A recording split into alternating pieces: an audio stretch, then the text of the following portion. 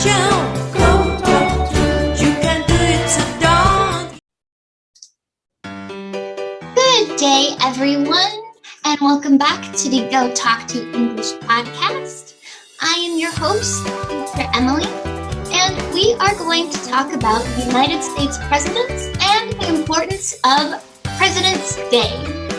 So to start off, President's Day is celebrated every year on the third Monday of February. And I will explain to you the importance of that in a moment. This year, President's Day fell on February 15th, 2021, so it was a little overshadowed by Valentine's Day. But we're going to take some time to recognize, to hype up some of the crazy and interesting things about some U.S. presidents, as well as just talking about everything the president does or has to do. So first off, the reason why we have picked out the third Monday of February is because that day falls between Abraham Lincoln and George Washington's birthdays. The reason why those two are so important, well, first, George Washington is our first president ever. Shortly after we were granted freedom from the British, well, we needed someone to run the country and tell us what to do. And George Washington is a fitting image of a war hero. He was a general for the military, and so who better than to lead us as a country? So very, very famous. He's one of the presidents that we do have on money. Next we have Abraham Lincoln. Abraham Lincoln was the 16th president. He was also very, very tall. We often refer to him as Honest Abe because apparently he's very honest and never lied. One of the reasons why Abraham Lincoln is so significant in our United States history is because he was president during the Civil War. That was a time when the United States was divided almost beyond repair. And so he was the guy that everyone turned to fix everything and to bring us together. And it's actually because of him that we are really grateful for the abolition of slavery. He helped really unite the United States. Next on our list, we have the 32nd president, Mr. Roosevelt. Now that's a really long name, so he's often referred to as FDR. One of the great things about FDR is he served 3 terms. Now, normally, the U.S. president, a presidency is 1 term of 4 years. And if he's liked enough, or she, they can get voted into office for a maximum of 2 terms. But that wasn't always a rule. In fact, it didn't become a rule until after Franklin Delano Roosevelt, FDR, finished his presidency. Franklin Delano, FDR, was responsible for the time of the United States known as the Great Depression back in 1829? I'm bad with dates. But back during the Great Depression, the stock market in the United States experienced an economic collapse. You literally had people on the streets who were looking at their dollar, their money, and had no idea what to do with it. It almost meant nothing. People really were not sure how they were going to continue or go on with life. It was depressing, the Great Depression. But Mr. FDR was really known as someone who could connect with the people. He often did radio talks, and so many of the Americans that were around during the time remember sitting down near their radios, listening to his gentle, soothing voice. And he helped guide the people out of the Great Depression. He established lots of laws and legislations that helped provide jobs, that helped to support people who were down on their luck and struggling.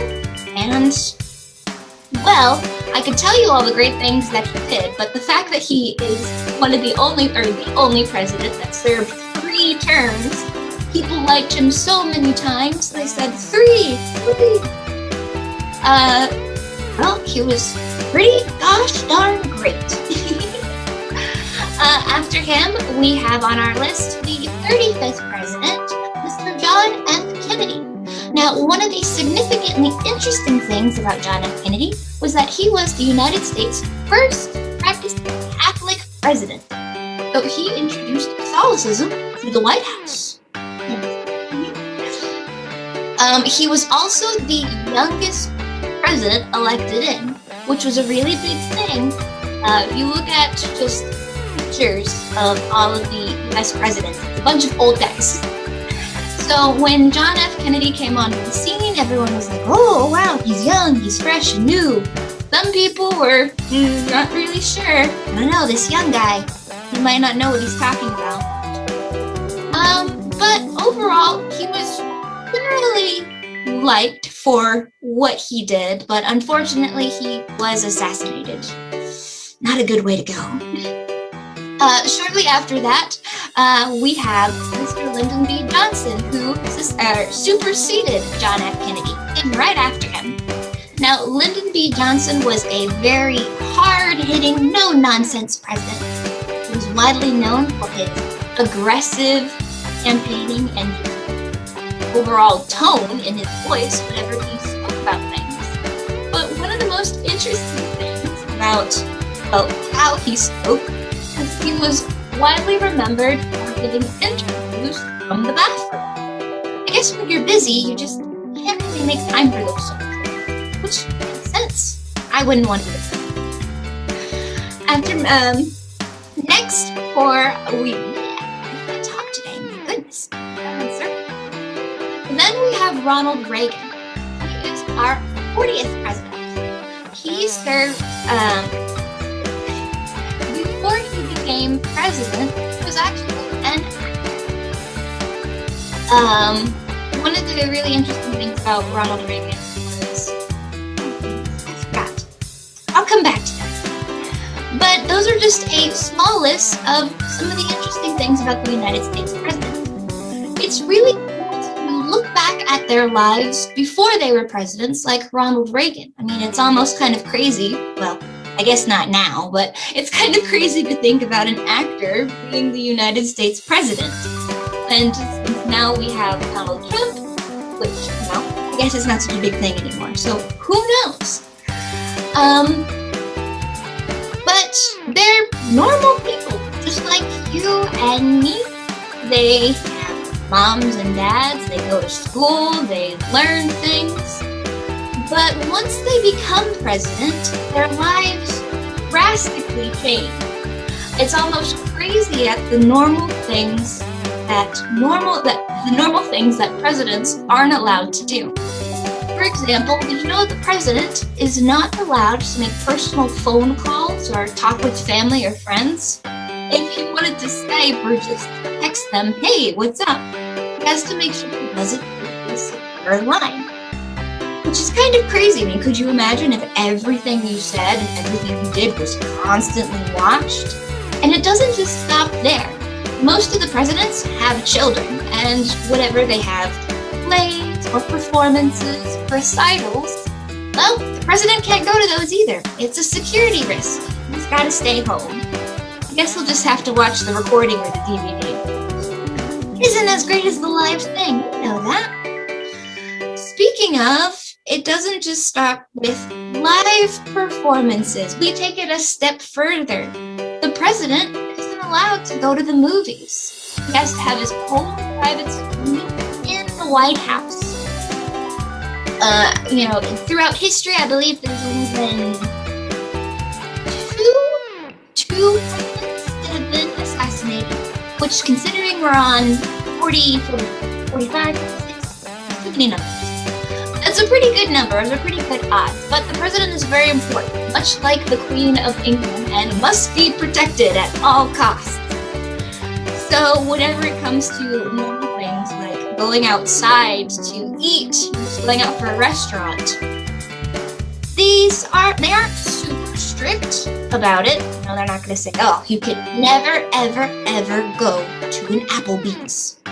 But they have to make sure that they plan these events far in advance, because they have to make sure who's making the food, where is the food coming from, who's going to be there, who's going to be around. It's very, very complex and complicated and extravagant. Almost like bubble-proofing a baby. And if you don't drive, well, don't feel bad, because the United States president isn't allowed to drive himself either. He must always be chauffeured or driven by somebody from his staff. There we go. Somebody from his staff, which would drive me crazy. I absolutely love having a car. There's nothing better than being able to go wherever you need to go, whenever you need to. And if I couldn't do that, I would go crazy. Love having the freedom of mobility, right? Speaking of, the president travels many, many places, visits many different countries, but he is not allowed to use commercial airlines, which means that if you were to take a vacation, there is 0% chance that you would ever run into the president on your airplane. He has to be escorted on private jets, private planes, or whatever have you, but it's the secret. That's actually, we actually call the company, the group responsible for keeping the president safe, the Secret Service.